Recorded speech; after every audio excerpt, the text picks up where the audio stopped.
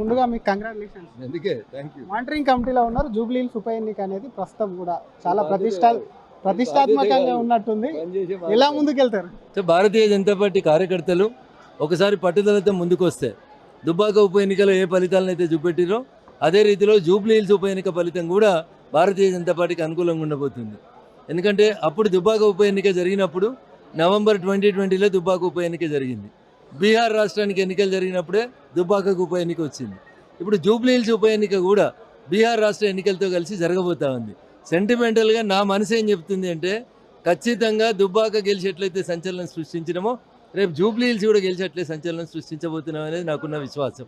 ఆ దిశగా కార్యకర్తల మనోధైర్యాన్ని పెంపొందింపజేసి ఎట్టి పరిస్థితులలో దుబ్బాకలో ఎట్లయితే కడుపులో పేగులు లేదా కొట్లాడినామో రేపు జూబ్లీ హిల్స్లో కూడా అట్లా కొట్లాడతాం, గెలుస్తాం. నాకు ఇచ్చిన బాధ్యతను 100% నా ఎన్నికైతే ఎట్లా కష్టపడ్డానో జూబ్లీ హిల్స్ కూడా నా ఎన్నిక అనుకునే కష్టపడి ఇక్కడ భారతీయ జనతా పార్టీ గెలిచినందుకు పనిచేస్తానని చెప్పి ఈ సందర్భంగా తెలియదు.